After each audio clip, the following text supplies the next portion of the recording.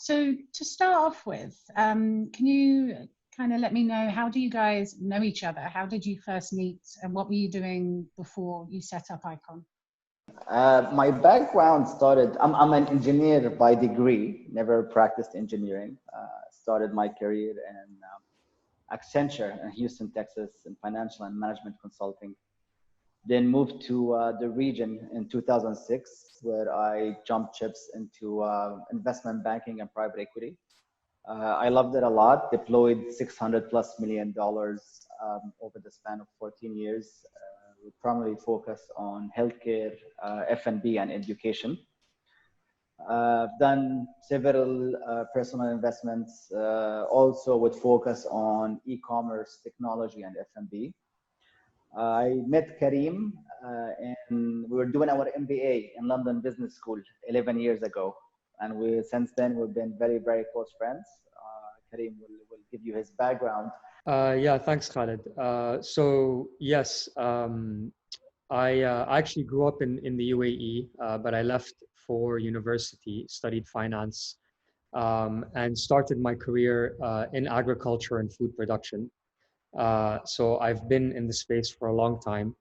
I was in the US for 12 years in total. I moved back in 2007 and tried a few different things, but eventually, along the way, I was doing a lot of angel investments across different industries, but found myself mostly investing in F&B. So I realized it was kind of what I was most passionate about. And then one day, I came to the conclusion that I didn't really want to invest in anyone else in F&B anymore. I wanted to invest in myself. So I started a catering and food production company called Foodie Brands 5 years ago. And basically, a year and a half ago, Khaled and I decided to launch iKcon. How did you first kind of get the business off the ground, and how did you first get kind of traction? Sure. So we funded it from our own pockets with a couple of our friends, and we started only with 6 employees and 1 brand and 1 kitchen. And we realized that we're growing, and we continued to grow. So we added additional brand, and then 3 months later, we added a new kitchen. And then we didn't have enough money because the seed round was not a lot. So this is where we raised our first round in the summer of 2019, and gave us enough runway to continue our growth and to continue to prove the business model that we have built.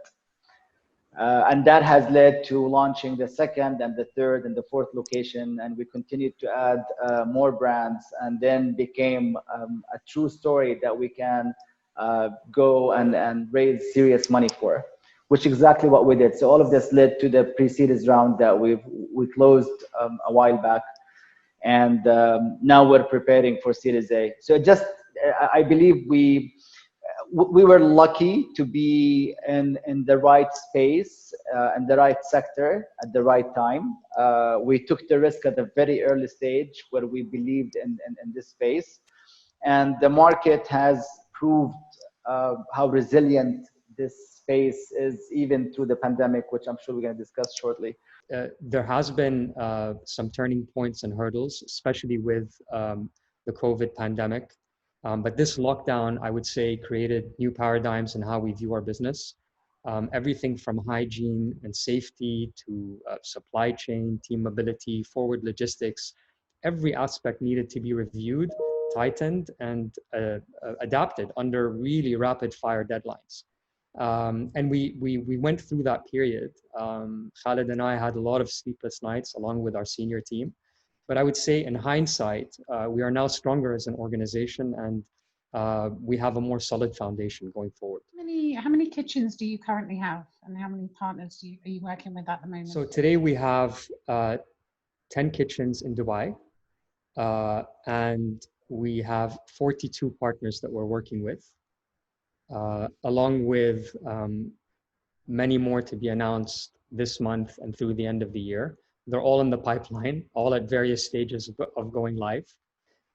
And along with the 10 kitchens that we have live, we'll be opening in Abu Dhabi next month, along with more kitchens planned in Dubai between now and the end of the year, as well as at least one location in Sharjah.